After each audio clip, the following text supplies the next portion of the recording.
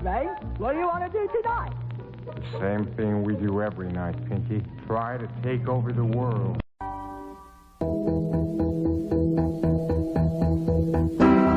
In 1948, Claude Bristol wrote a best-selling book, The Magic of Believing. This very popular book continues to sell in paperback form today. Claude Bristol died in 1951. However, we feel that in order to maintain the compelling nature of the book, we would like to give you this in a form as close to the author's original style as possible. Just as you hear the voice of a writer as you read a book, with the help of an actor, William Kane, we hope to bring you the voice of Claude Bristol. And just as you can stop reading a book most conveniently at the end of a chapter, we'll create natural places for you to stop. Time to think about what you've heard. Time to take it in. Listen to The Magic of Believing by Claude Bristol. It could change the course of your life.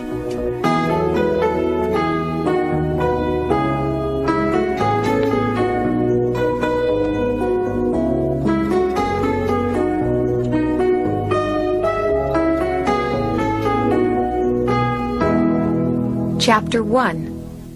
How to Tap the Power of Belief. Is there a force, a factor, a power, a science, call it what you will, a something which a few people understand and use to overcome their difficulties and achieve outstanding success? I firmly believe that there is.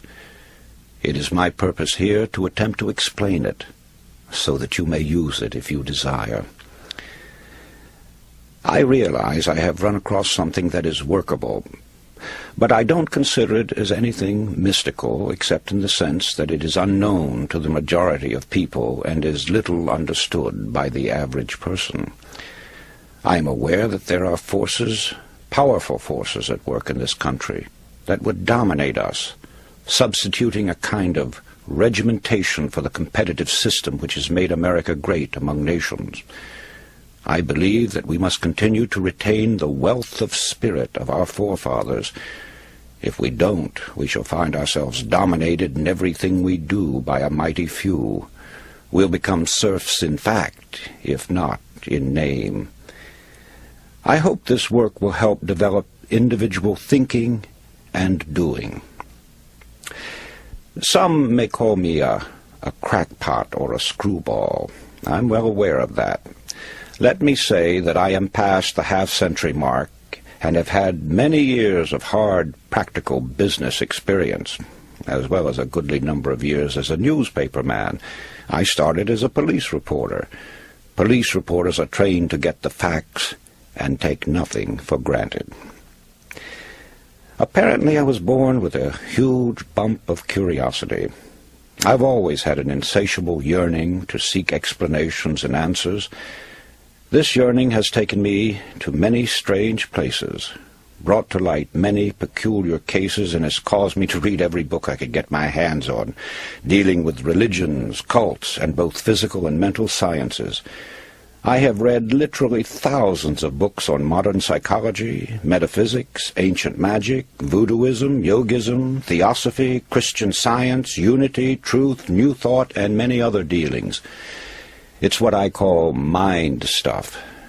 Many of these books were nonsensical, others strange, and many very profound.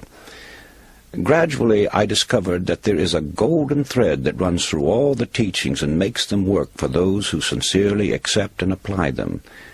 That thread can be named in a single word: belief. It is the same element or factor, belief, which causes people to be cured through mental healing, enables others to climb the ladder of success, and gets phenomenal results for all who accept it.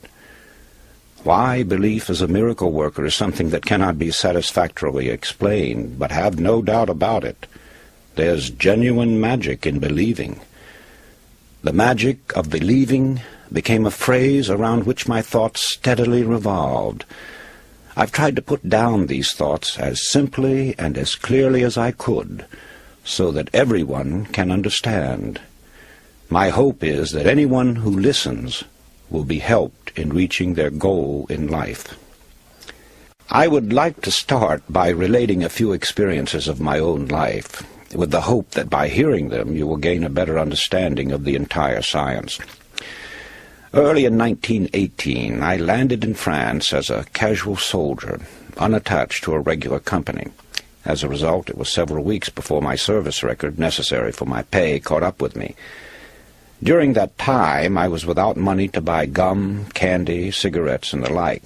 Every time I saw a man light a cigarette or chew a stick of gum, the thought came to me that I was without money to spend on myself. Certainly I was eating, and the army clothed me and provided me with a place on the ground to sleep. But I grew bitter because I had no spending money and no way of getting any. One night, en route to the forward area on a crowded troop train, sleep was out of the question. I made up my mind then that when I returned to civilian life, I would have a lot of money. The whole pattern of my life was altered at that moment. I didn't realize it then that at that moment I was laying the groundwork for a new direction in my life, groundwork that would unleash forces that would bring accomplishment. As a matter of fact, the idea that I could, with my thinking and believing, develop a fortune never entered my mind. Money is not the only desire you may have. It doesn't matter to what end this science is used, it will be effective in achieving the object of your desires.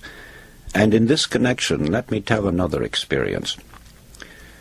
Some years ago, I decided on a trip to the Orient and sailed on a ship called the Empress of Japan.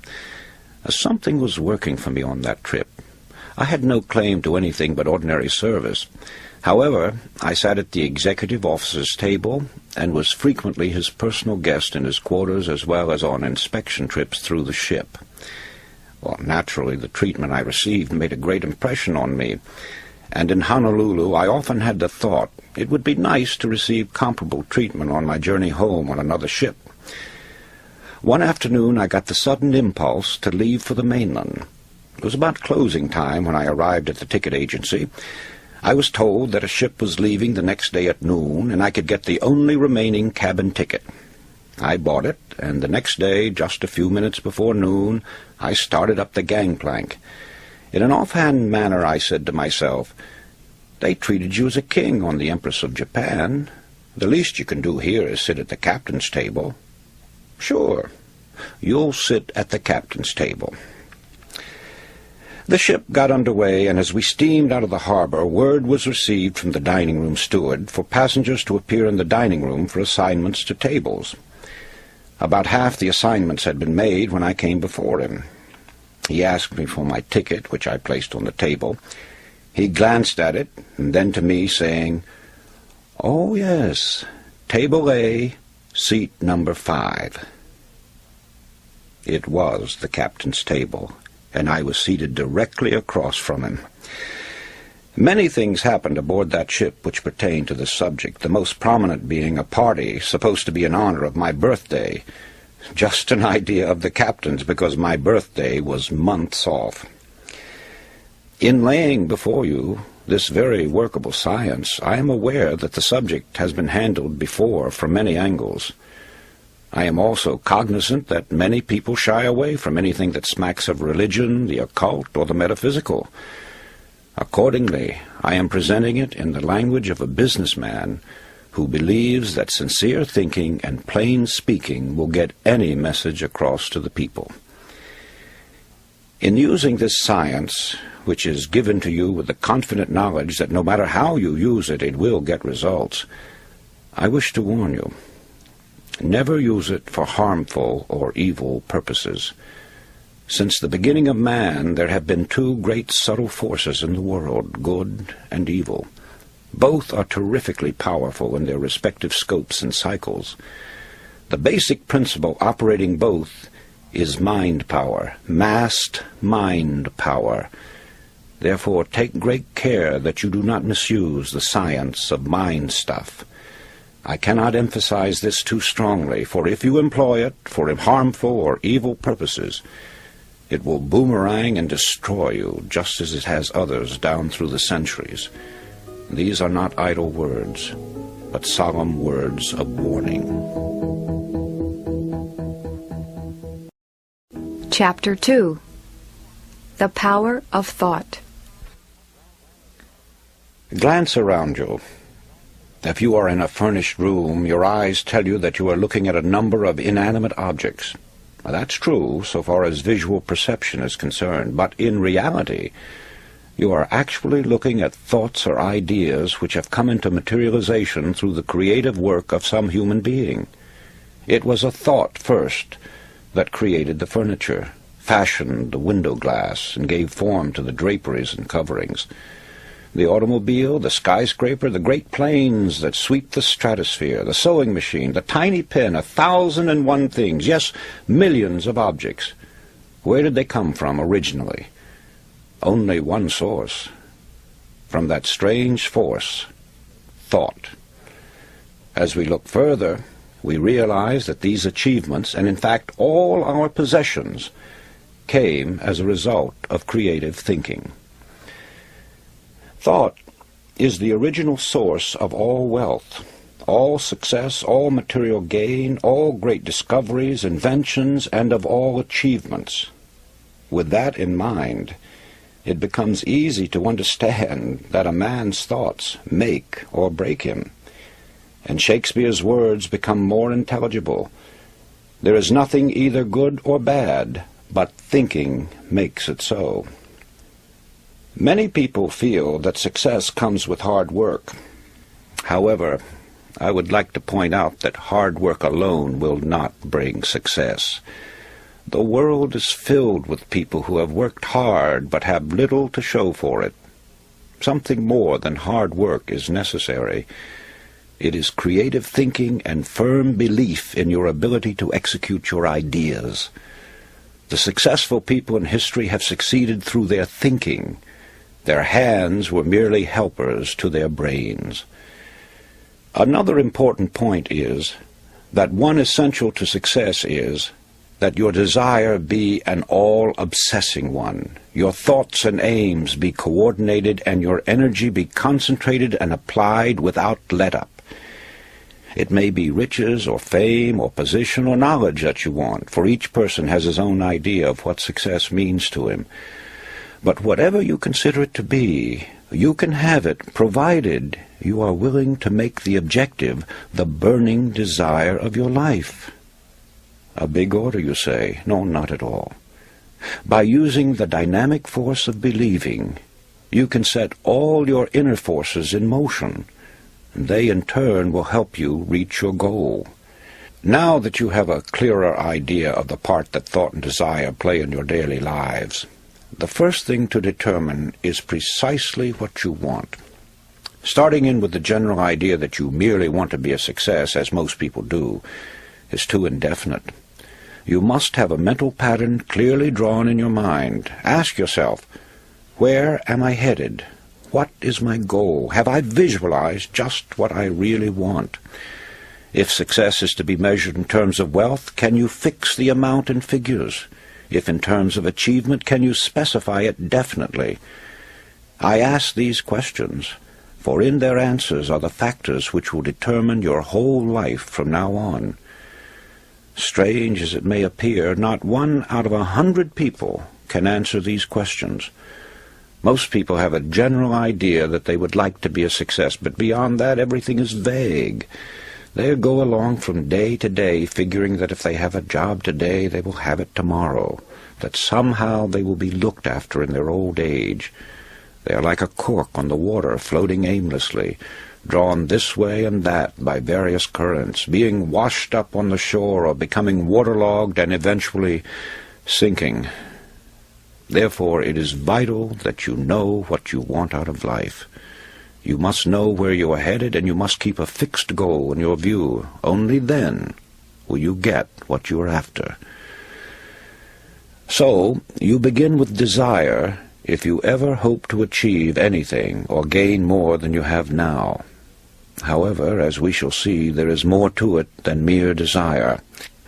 It has been said that thought attracts that upon which it is directed. Thought attracts that upon which it is directed. It was Job who said, "For the thing which I greatly feared is come upon me." Our fearful thoughts are just as creative or just as magnetic in attracting troubles to us as are the constructive and positive ones in attracting positive results. So no matter what the character of the thought, it does create after its kind. When this sinks into a man's consciousness, he gets some inkling of the awe-inspiring power which is his to use. I cling to the theory that while thoughts do create and exercise control far beyond any limits yet known to man, they create only according to their pitch, intensity, emotional quality, depth of feeling, or vibratory plane. In other words, comparable to the wavelength and wattage of a radio station, thoughts have a creative or controlling force in the exact ratio of their constancy, intensity, and power. Let me try to clarify that. While many explanations have been offered, no one knows whether thought is a form of electrical energy or something else yet to be defined. But I have been an experimenter in that branch of electricity known as high frequency, pioneered by the great genius Nikola Tesla. And whenever I think of thought and its radiations and vibrations, I instinctively link them up with electricity and its phenomena. In this manner they become more understandable to me. All persons living in high altitudes have felt and sometimes observed the electric spark resulting from walking across the room, then touching some metallic substance. That, of course, is a form of static electricity generated by friction. It gives you an idea of how one kind of electricity can be developed through the body. Sigmund Freud, the famous Austrian psychoanalyst, brought the world's attention to the hypothesis that there was a powerful force within us, an unilluminated part of the mind, separate from the conscious mind, constantly at work molding our thoughts, feelings, and actions. Others have called this division of our mental existence the soul. Some call it the superego, the inner power, the superconsciousness, the unconscious, the subconscious, and various other names. It isn't an organ or so-called physical matter such as we know the brain to be.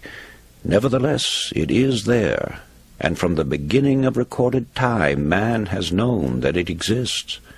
The ancients often referred to it as the spirit. Paracelsus called it the will. Others have called it the mind, an adjunct to the brain. Some have referred to it as conscience, the creator of the still, small voice within. Still others called it intelligence, and have asserted that it is a part of the supreme intelligence to which we are all linked. No matter what we call it, I prefer the word subconscious. It is recognized as the essence of life, and the limits of its powers are unknown. It never sleeps. It comes to our support in times of great trouble. It warns us of impending danger. Often it aids us in what seems impossible. It guides us in many ways, and when properly employed, performs so-called miracles. Perhaps the most effective method of bringing the subconscious into practical action is through the process of making mental pictures, using the imagination, perfecting an image of the thing or situation as you would have it exist in physical form. This is usually referred to as visualization. However, before this visualization can work, you must really believe. I refer now to deep-seated belief, a firm and positive conviction that goes through every fiber of your being. When you believe it heart and soul, as the saying goes. Now call it a phase of emotion, a spiritual force, a type of electrical vibration, anything you please, but that's the force that brings outstanding results. It sets the law of attraction into operation and enables sustained thought to correlate with its object. This belief changes the tempo of the mind or thought frequency, and like a huge magnet, draws the subconscious forces into play, changing your whole aura and affecting everything about you, and often people and objects at great distances. It brings into your individual sphere of life results that are sometimes startling, often results you never dreamed possible.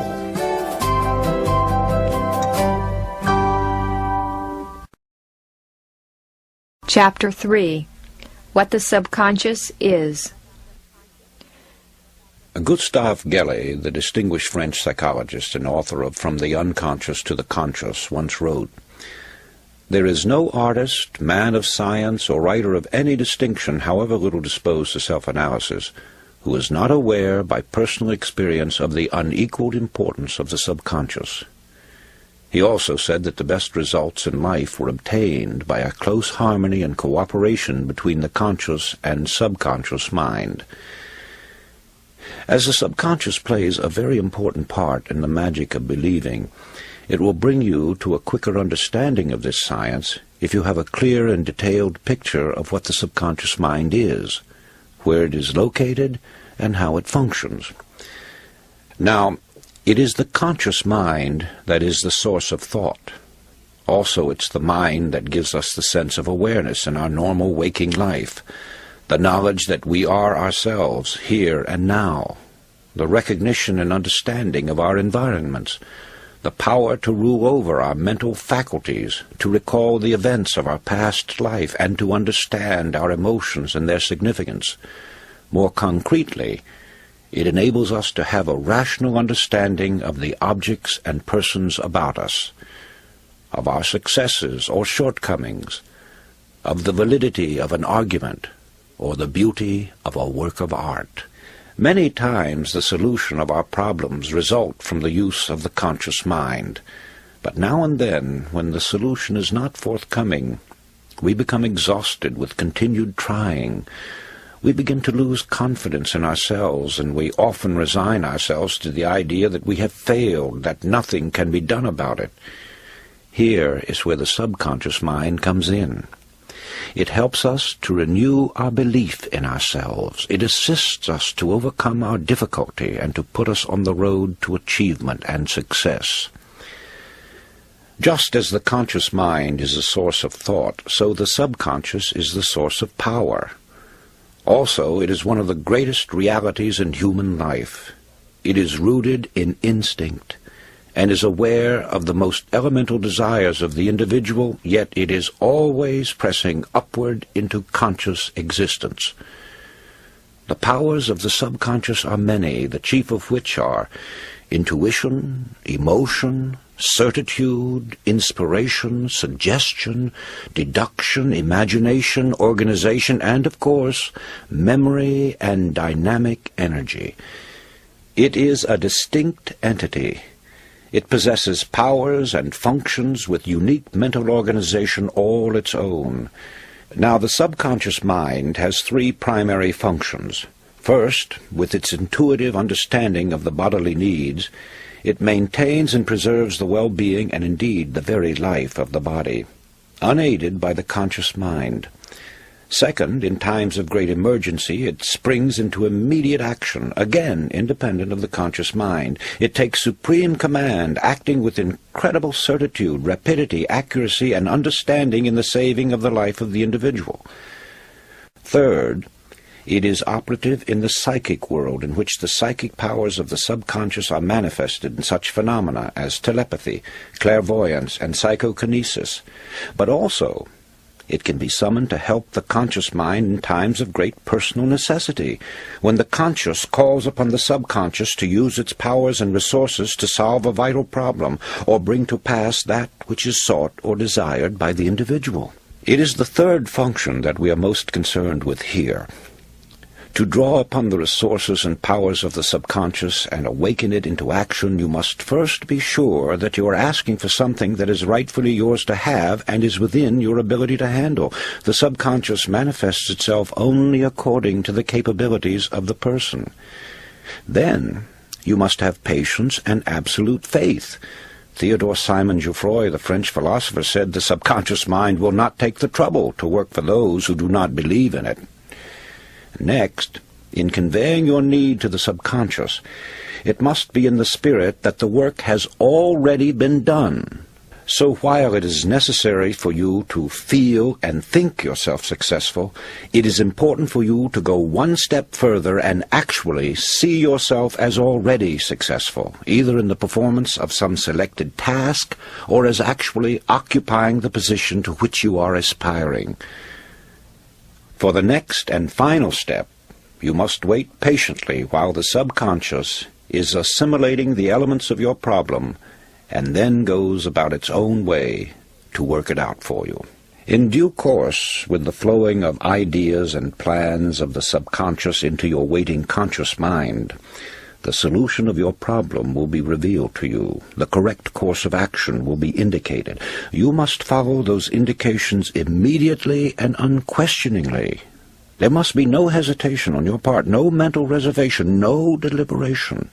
You must receive the message from the subconscious freely, and after understanding it, you must act on it at once. Only by doing that will you make your subconscious serve you and continue to respond whenever you call upon it.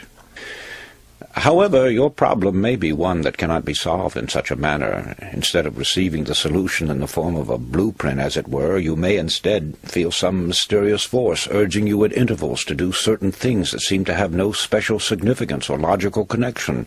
Nevertheless, you must continue to believe in the power and the wisdom of the subconscious and obediently perform the seemingly irrelevant things. One day you will find yourself in the position you sought through the aid of the subconscious, and doing the work you envisioned for yourself. Then, when you look back, you will see how the things you were called upon to do all formed a logical line of events, the last one of which was your final arriving, the reward of your sincerest hopes and desires, your own triumphant personal success.